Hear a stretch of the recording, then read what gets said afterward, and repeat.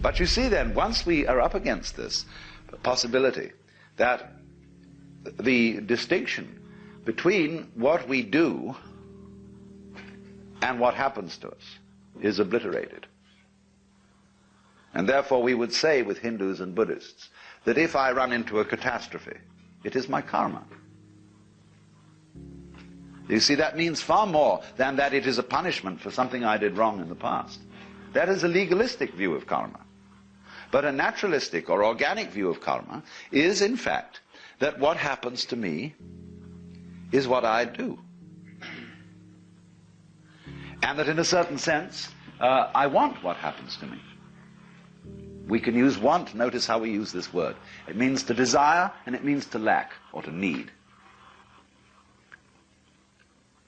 We say to somebody, you're wanting, you're deficient in something that you need. So it's rather alarming, really, when you consider it, that you always get what you want, invariably. Even though you may think that it's entirely opposed to your wishes. But if it's your karma, everything that happens to you, put in another way, everything that comes to you is a return to you of what goes out of you. Yes, obviously, that's absurd. If you confine the definition of yourself to your voluntary, conscious behavior. That's a ridiculous definition of oneself. Oneself, by any stretch of the imagination, must involve far more than the conscious and voluntary aspects of our behavior.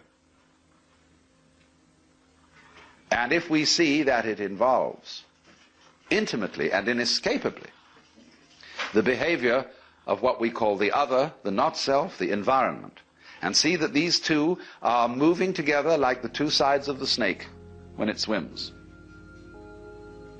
then you get a very curious feeling. You have to be careful of it if you've got a Western background. Because, and this is what happens to a lot of people who play around with psychedelic chemicals, there are many, many cases of inflation among these people. That is to say, when you get this sensation that the two sides of the world, the inside and the outside, are moving together, you may think, I am ruling it. I am God in the Western sense of the word.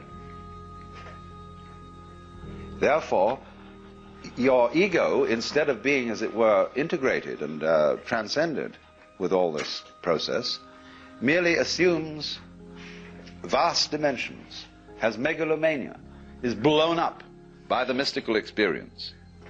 And so you get the holier-than-thou people going around who seem to think that they're above all human conventions and have no obligations to anyone or anything because they're divine and they can do as they damn please.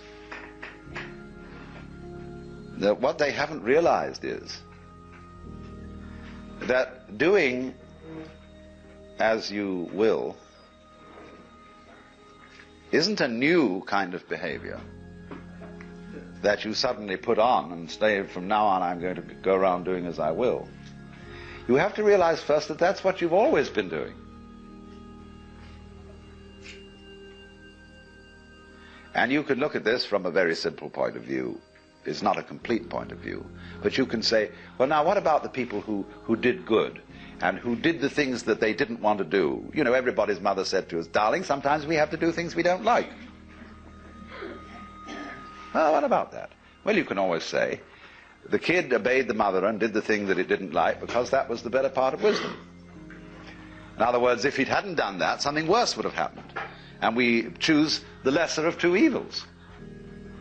And when you find yourself in a situation where you have to choose the lesser of two evils, then you say, I want out of here. And you take the easiest way. You take the line of least resistance. So that's your doing. Now, you can pursue that more profoundly when you stop thinking about human behavior as something that responds to the compulsion of an environment. And you can get out of that when you see the behavior of the environment as an essential aspect of you. So it isn't, as it were, the environment starting something, which you are therefore compelled to follow.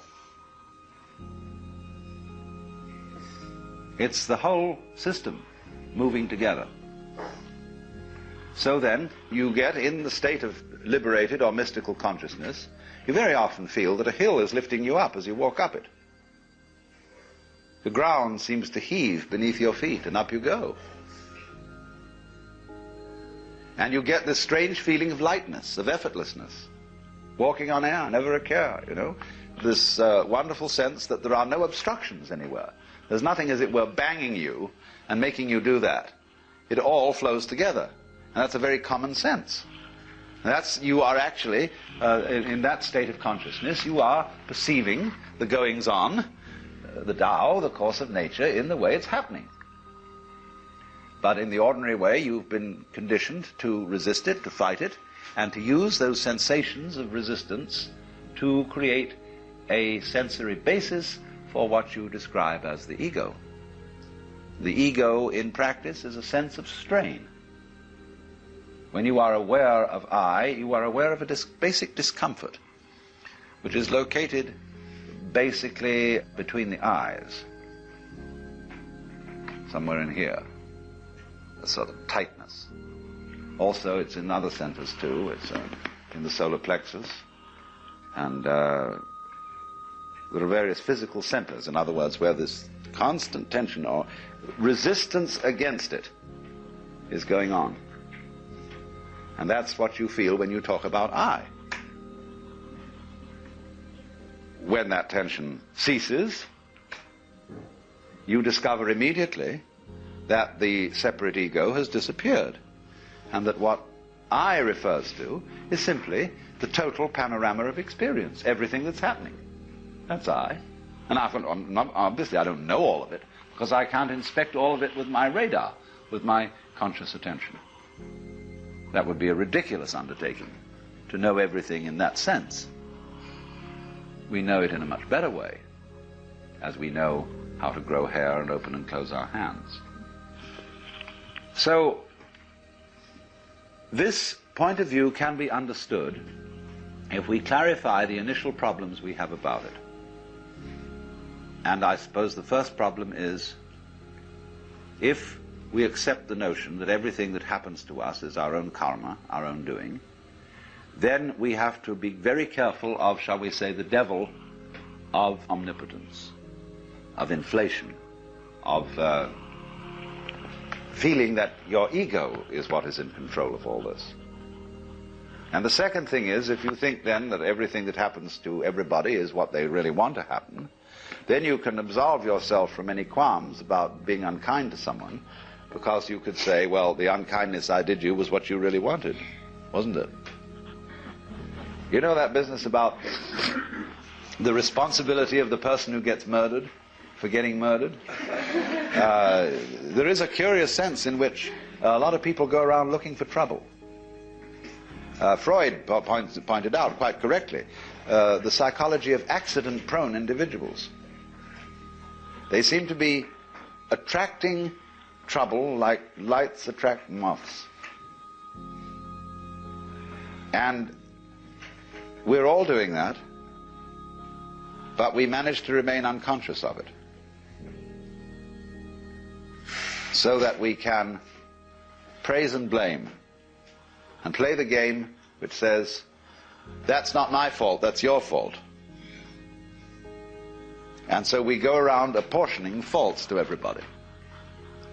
Because if we're going to apportion praise for what the good things people do, you can't make praise mean anything unless you also go around blaming. Praise and blame go together. Supposing everybody was acting in a praiseworthy way, and we praised everybody for everything, they'd get tired of it. They wouldn't even notice it anymore. So long as you're going to get a kick out of being praised, you've got to go around blaming too. It's very simple. But if you see the folly of that praising and blaming are just creating each other, then you don't praise and you don't blame. You just dig the whole thing. And that's why when we encounter very great sages, you never hear them blame people, and they very rarely praise anyone. You try to start gossip in the presence of such a person, and you make a derogatory comment about someone. It's as if you had thrown a rock into a well and heard no splash. And a funny feeling, because that you get no response. You get no agreement. And if you praise somebody, there's also likely nothing to be said, except perhaps some remark that, of course, you're praising the beloved in all its manifestations. And this disconcerts some people terribly. I've always noticed that real sages never gossip, never criticize persons. And because they understand so well. The French saying, tout comprendre, c'est tout pardonner, to understand all is to forgive all, is so true if you are experienced in just the ordinary way of dealing with human problems.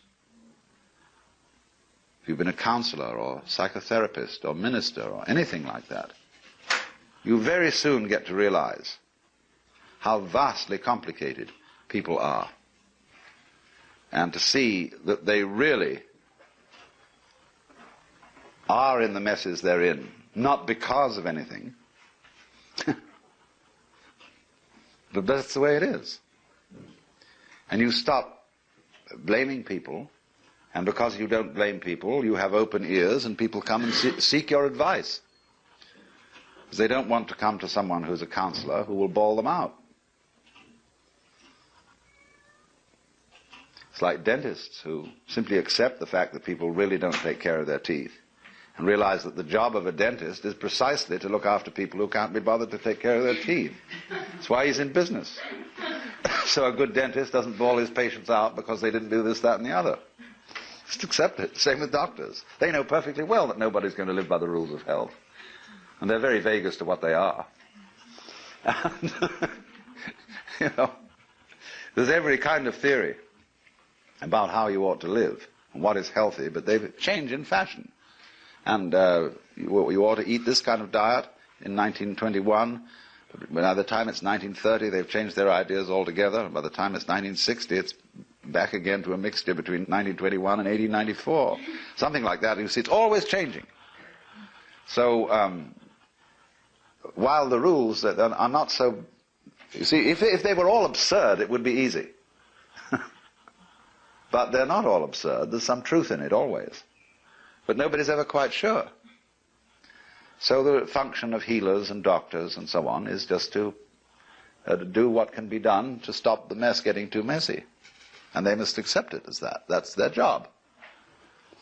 If I were healthy, say to the doctor, I wouldn't need you. So you're in business.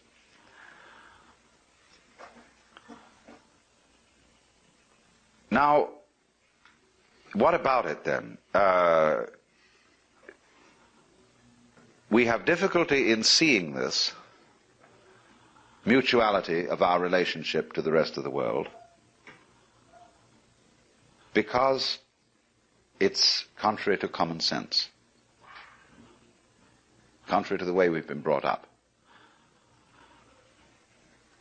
And therefore we have what I would call an initial intellectual block to understanding it, quite apart from any emotional blocks or anything of that kind.